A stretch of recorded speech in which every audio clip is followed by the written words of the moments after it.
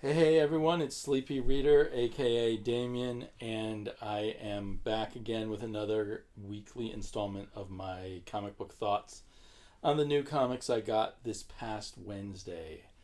I'm recording it Friday evening. Maybe you'll see it over the weekend. Whenever you see it, hoping you have had a really good comic book week in the United States. Here, of course, we've had a lot of excitement with vague, undecided elections. But I read 10 comic books, and I think the theme this week for me kind of continues on being where I'm either loving or hating the color, and I'm questioning sometimes is the writer and the artist team perhaps together giving me information in a good order, in a easily digested fashion. Even if there's mysteries, are they giving me the right bits and pieces to make a cohesive read?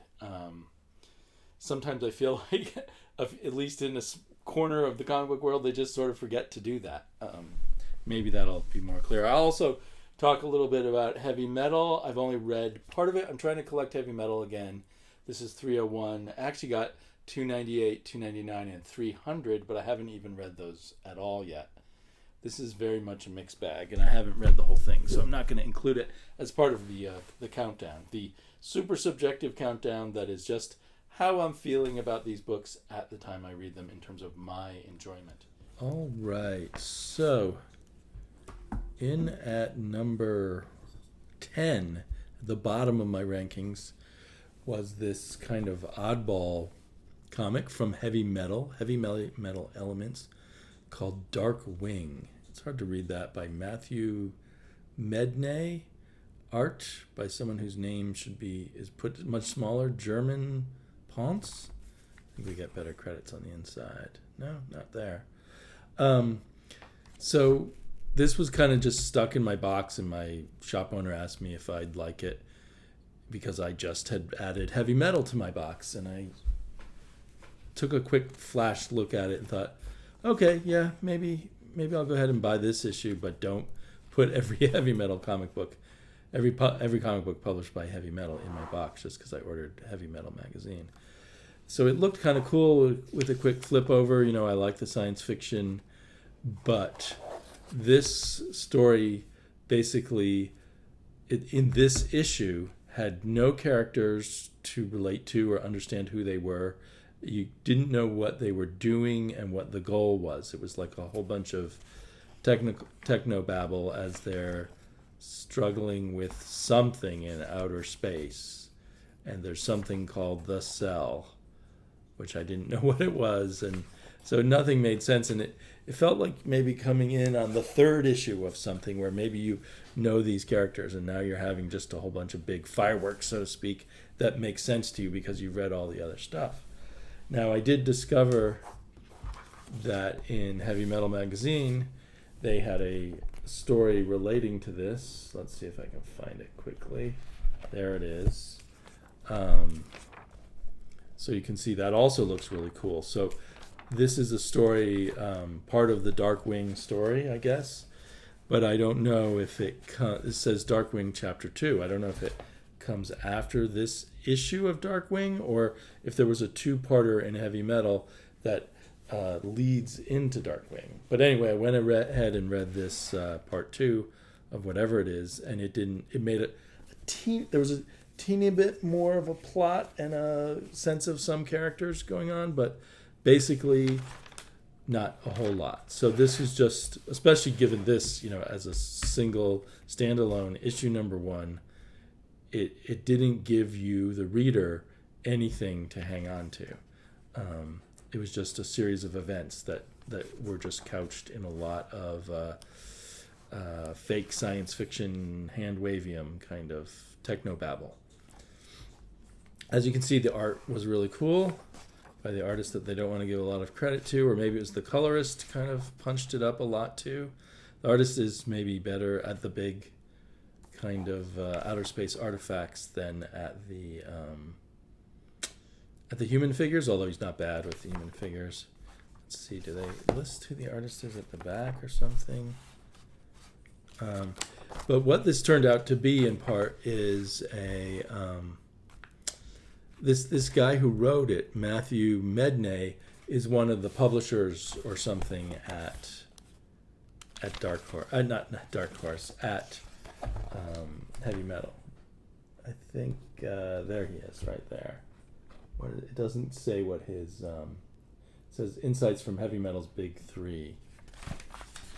Anyway, he's the chief executive officer. So maybe he's the person who kind of owns Heavy Metal now, and he's publishing his own work, and it doesn't make much sense, which is too bad. Because a cool thing, I like this oversized comic. If you compare it to another comic book, it's a bit oversized, a bit more magazine size, and it only costs $2.99. I think there was maybe only 16 or 18 pages of art, but they're these big things. I would love it if there were some good comics coming out in this format for $2.99. That would really rock. So no ads or anything like that, except at the back here. So I don't know. I'll look. I guess I probably have part 1 in the issue 300 that I haven't read yet, so I'll look for that, and maybe it will start making some sense to me.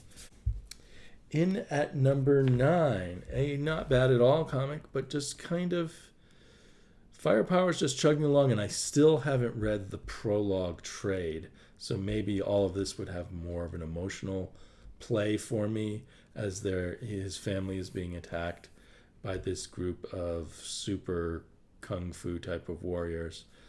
But so this issue focused so much on the action, and I hate to put down a once favorite artist, Chris Samney, but I didn't get much out of the action. It didn't, I don't know, long action sequences where it just feels like, okay, we know they're fighting, but you don't really connect to what's going on in the fight very much. I'm trying to look for things that don't make much sense. There's a lot of lines drawing as if there's some action, but the lines don't even have a directionality. What happened here? Did this guy hit him with his club? And let's see, when he shoots fireballs, it doesn't really affect or hurt anybody, and it doesn't cause fires. So it seems like kind of a useless power, at least against these people. A lot of explosions, but the only time he actually hurts someone is when he kills her with a sword.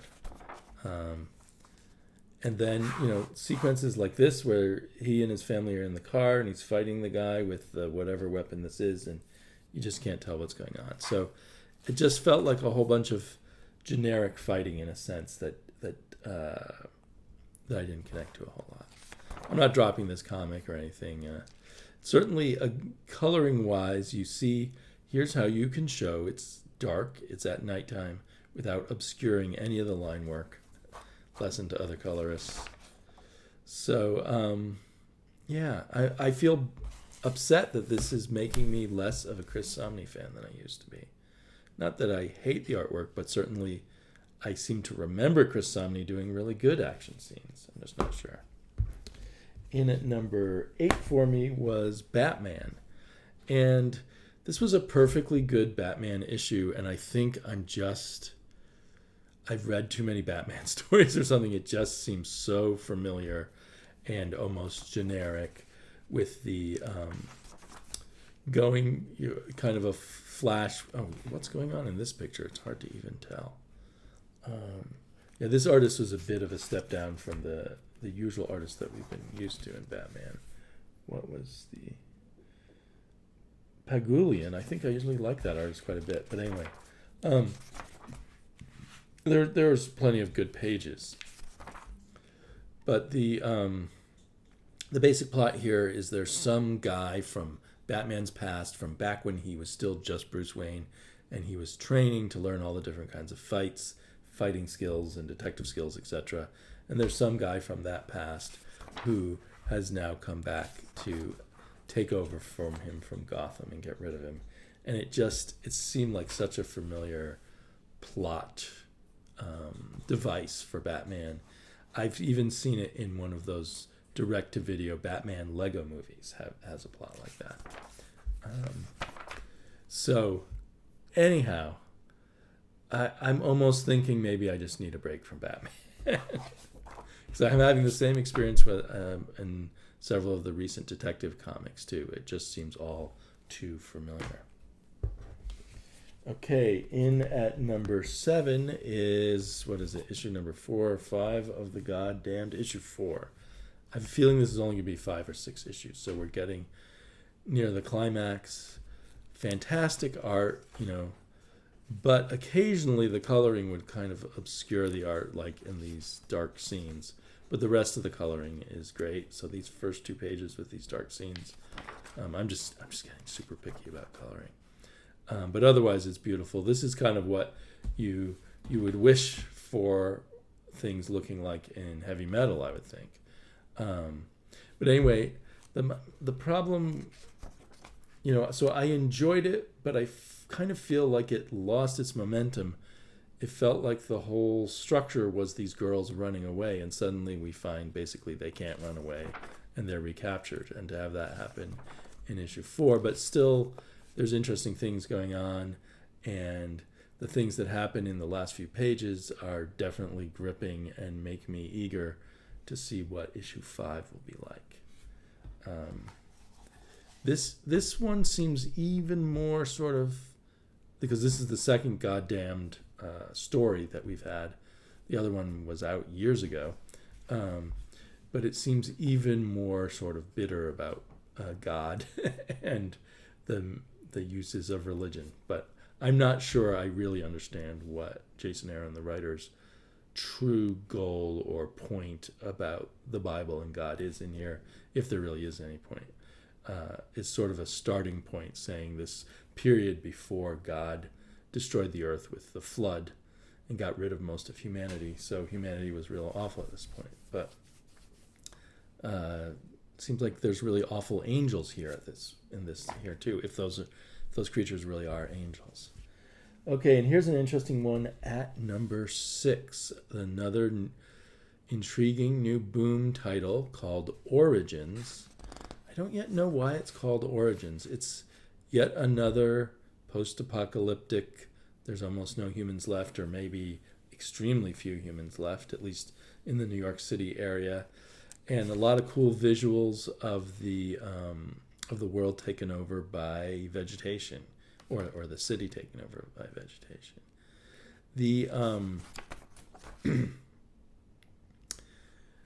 Not a lot happens in this first issue. They really take their time, and I can't decide if I think that's a good thing or not, or whether they really could have put more information into this first issue for us to fully understand what kind of story we're looking at.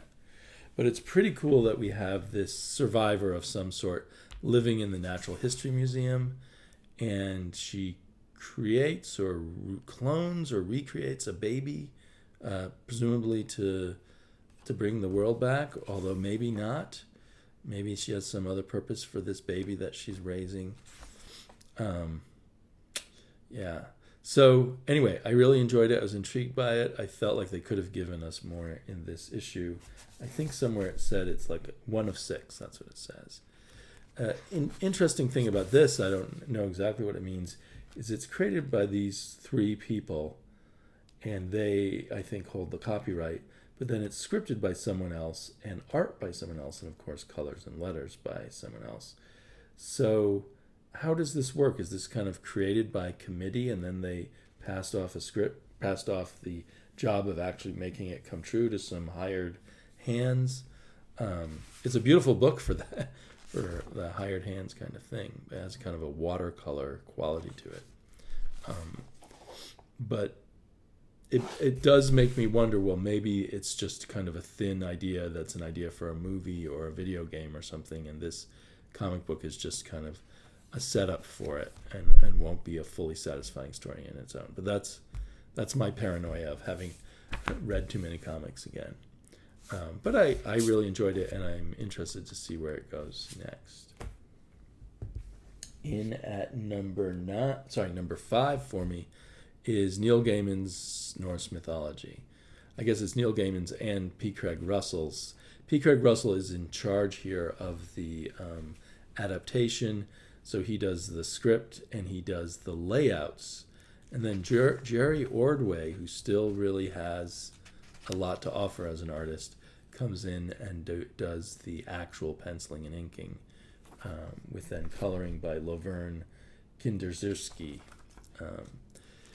So I enjoyed this a lot. I like Norse mythology. This is kind of a plain vanilla telling of Norse mythology. I didn't read Neil Gaiman's book or novel called Norse Mythology, but I don't, if there was anything special, any quirk or different approach to Norse mythology, other than just maybe writing it out in a language that is more up to date, I don't know.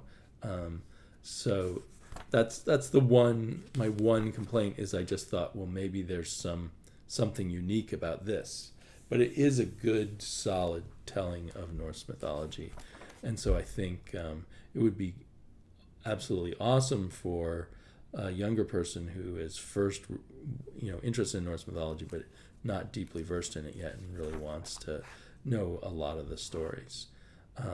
You can see it looks really nice and everything. But I do wonder, was there something more to the Neil Gaiman book? It's interesting because I've been reading bits and pieces of Rick Riordan's retellings of Greek myths with my daughter, and those are, Rick Riordan really takes them and remakes them as his own. Just the way he tells them and his attitude about them and everything is completely different and fresh, and I don't sense that yet with this.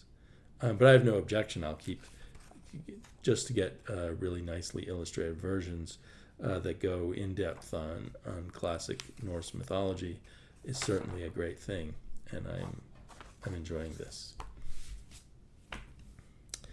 Then in at number 4, we've got Inkblot, which is the 3rd issue by Joe Kubert's granddaughter, Emma Kubert. Maybe not fair to even say that because she doesn't need Joe Kubert's reputation to sell this comic. It's a good comic.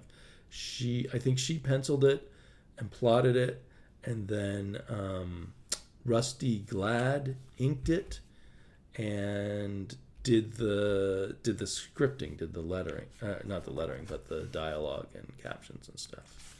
So I'm still puzzling as to exactly what this book is about, because each issue seems to take us to a different world and a different sort of mini adventure involving some people and this cat that may be just made of magical ink and can for some reason travel between the universes. But then it's narrated by the woman from the first issue who is telling us she's decided not to follow the cat. So it's just just an odd little thing that she's like, I'm over here and I'm not doing anything with this story, but here's this story. I'm not sure, but this one's really cool. We're in some weird universe where cities are on sailing ships, and there's people with witchcraft on them, and there's some kind of conflict between them. Not everything about the plot or the story was clear, even in this single issue kind of event to me. Like why the original captain of this ship city didn't want to attack the sort of undersea creatures, and why this other woman who has usurped his powers did. But anyway, still, it was so much fun and visually exciting and playful that I still rank it pretty high. So now I'm just assuming the next issue will be a completely different story. Not completely different, it will involve the cat and moving between universes. And will the main character of issue 1, who's still there in the narration, will she come back? And will it all come together? But I assume this is the first writing, judging from the back matter, that either of these creators has done, and they're doing a very good job for a first try. It's very unique and idiosyncratic. Coming in at number 3 was Bang. At this point, I think I love the idea of Bang a little more than I love this issue, but I've really enjoyed the preceding 4 issues a lot, and this one kind of ties a lot of things together, but also creates some new kind of mysteries and question marks, and maybe a thing or two I didn't quite understand and need to reread. The good news is there's going to be more bang. It even says to be continued at the end. And I had one of the creators of the book mention to me that there is more to come, which is good, because I think this end of this arc just is a turning point in the story rather than the end of the story. It's the end of the setup, and we discover we're being set up for a different story than it seemed like the first 5 issues were. So maybe the next 5 issues will take on a whole different kind of twist. To me, the flaw of this comic is the art. It's not bad art, but it doesn't feel like the right art for this playful twisting of fictional universes, and the interaction between the author and the characters and all of that. It just feels too static and pseudo. I mean, it's not photorealistic, but it feels like drawings done from photographs, perhaps. And I don't know. It just lacks something. A lot of different kind of artistic approaches could be taken to this story, but for me, this particular artistic style, I find it bothering more and more as the story gets more complex. Like everything colored by Bill Crabtree, the colors looks good and it helps the storytelling and everything like that. There's never a problem with that, but it's just, and I don't dislike this artist per se. I just don't feel like he's the perfect artist for this particular Matt Kint story for me. It's not going to stop me from keep reading it, but it does sort of stand out to me a little bit. Okay, Spy Island, issue number 3. I think this is only 4 issues, or maybe it's 5 issues. This is just, it's kind of silly. It has a lot of cheesy jokes, but the timing of the jokes is really good. And it's just fun to read. And it's very inventive and silly and reveals interesting layers with each issue and little surprises, none of which are, earth-shattering in a sense of the whole story is just playful, goofy fun. And so in this issue we get a lot about our heroine and her sister's father, who was almost a supervillain of some sorts and now is in witness protection program, given a new life as a mime. And that's just a small hint of what's going on here. So it's really nice how Chelsea Kane and her creative partners are willing to just constantly play with the form of a comic book and the form of a published pamphlet, a piece of a document. So I unfortunately got really gory there. Otherwise, I'd probably want to share this book with my daughter. Well, also there's some gratuitous sleeping around kind of stuff that my daughter wouldn't probably be ready for. But anyway, this is a really gloriously fun comic. I really enjoy it a lot. I might have put it at number 1, but so it was number 2. My number 1 book was The Dreaming Waking Hours, written by G. Willow Wilson, art by Nick Robles, and who was the colorist? Matt Lopes. Yes, colorist Matt Lopes. Letters by Simon Boland. But this is just, for me, a super pleasurable. This series has been a little up and down. I mean, from great issues to just good issues, I guess. But this issue brings the greatness that I was feeling from issue number 1.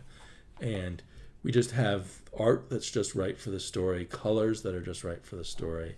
Even the lettering, I actually sort of, on glancing through it again, realized the lettering was just right. And positioning of the word balloons and everything. So that read this story and everything clicked. And it really evokes the fun and wonder that you feel that when you first sort of have the old Neil Gaiman Sandman comics start clicking with you. So it's just really clicking in its own kind of wild world of dream characters and Shakespeare and all of that. It does make me wish that I should go back and reread one of my favorite issues of the Sandman, that whole Midsummer Night's Dream issue. I think it was a special annual or king size issue that they did with Charles Vess, I believe, doing the art. And so this touches back to that a lot. And we realize somewhere in this issue that, a bit of a spoiler, the real Shakespeare is probably in this dream, along with our character, who is a graduate student studying Shakespeare. So anyway, wonderful, inventive. This is one of those comics that, I get to it, this is why I read comics. This is really fun. So, but Spy Island also did that in its own way, just didn't hit me as deeply. And Bang, aside from the art, quibbles, really also an exciting piece of art thing. And I have to say, if you read Bang, you need to read that piece of text ripped out of the some imaginary book, and then you have to read at the back. There's another piece of text. Where is it? Oh, there it is, the back page, ripped out of the book. Also, both of those deepen and enrich the story. And so Bang really feels like one I'm going to reread a couple times now that I have 5 issues, maybe I'll reread these 5 issues for the next arc of, where's this, 4? 5, yeah. The next arc comes out. And Inkblot also, if it keeps working, it's on the edge of not working in a way and on the edge of being kind of really awesome, will also be one that I'll really want to reread a lot. So these 4, each in their own way, gave me a lot of pleasure in comics. So, I was going to tell you a little bit about heavy metal. I've still maybe only read a third of this magazine. Heavy metal gives you a lot to read, but it is $14. I feel like it was $9.99 the last time I bought it, but so they may have raised the price.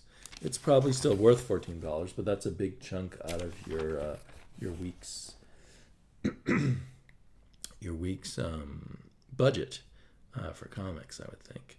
But I think I'm going to keep going with my heavy metal subscription. So I've read this story, which, what do they call it? Lucy Hope, Chapter 2. So I need to go back to that other issue and read it. This gave me kind of an it's the story, I assume, of Lucy, who is supposedly the genetic mother of us all. They picture her as much more of an ape than a human, but anyway, so this is pretty amazing artwork, and it's kind of intense, but there's a weird uncanny valley kind of feel to it, in the sense that it's such realistic artwork, but it never takes much account of lighting and tone. Like during the day, if you were taking photographs, everything would look different in each photograph as the light changes and all that. So it looks like photographs that somehow have been lit from all sides in a way. And I don't know. I wonder if this is a combination of hand drawing and Photoshop. And the other thing is, it's a fascinating comic, but it lacks a lot of the energy of a good comic, in the sense that you just get these, you're not in the moment. You kind of look at the picture, then you're reading these things that kind of are describing stuff that isn't really in the picture, if you know what I mean. It's just kind of, it's like the two complement each other, but don't interact as closely as they would in a good comic. And then there was that other Darkwing episode.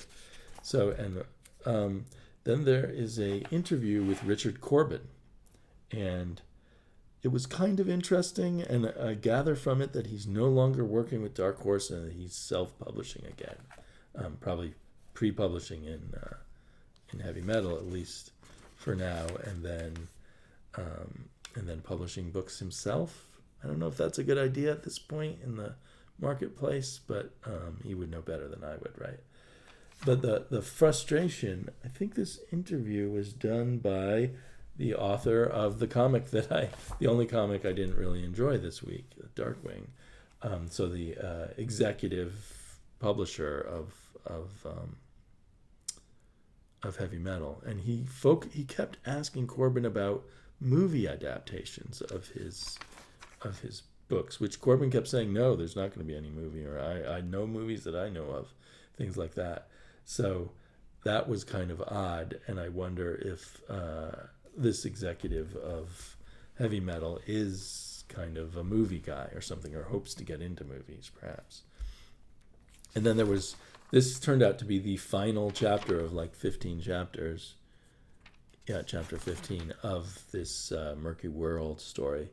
It looks really cool and creepy. There's nothing unique. It's not as amazing as some other Corbin stuff I've seen a few years ago, but I did like it, and I now feel like I need to go back and buy the last 14 issues of Heavy Metal just so I'll have the Corbin. And then the other thing I read, I don't want to give away anything on the Corbin story there. The other thing I read was this story called One Soul Love.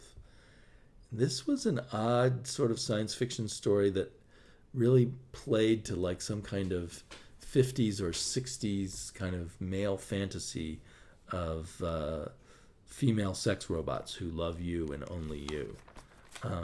This guy creates a whole army of sex robots who apparently can have babies, who are supposed to fall in love with all these men who've been fighting a war because apparently for some reason there's no women left in the universe, and they will bring the human race back by having all these sort of slave bots make love with them. But things don't turn out the way they were hoping. Kind of has a EC kind of twist there. And then the rest of the comic, I think I've just looked at the art. It's all interesting art, but it all kind of, here's an interview with an actor and author. This one looks particularly good. So the art looks good, and yet somehow a lot of the art, as I flip through it, kind of also pushes me away. Maybe the colors are ugly or something. There's another. Some of these are continuations of stories. Some of these are the beginning of series, and some of these are one and done stories. This one looked a bit interesting. I wonder if some of these are reprints from Europe also. I'm just not sure. They don't. Oh, and here's one that seems to be by Van Bode's son, or Van Bode's son working with some ideas of his father. Is it Van Bode? I don't know. And I guess he did work with Heavy Metal back in the day. And this also looks intriguing here art-wise, but there's something about the colors, again, where it's too unchanging or something, like the lighting never changes, I suppose. So anyway, I kind of wish Heavy Metal had a section where they do about the authors, because most of these artists and writers are unfamiliar to me, and I kind of wonder where they're coming from and who they are. Literally, are they from America or another country? What kinds of work have they done before? But overall, just mostly from flipping through it, I'm intrigued enough by Heavy Metal. Okay, well, on that kind of odd wandering off into Heavy Metal land ending, I'll wish you all well, and I hope I'm back soon. I'll definitely be back next week, I would think, with a comic book countdown, and maybe I'll do something before that. Talk to you all later. Bye-bye.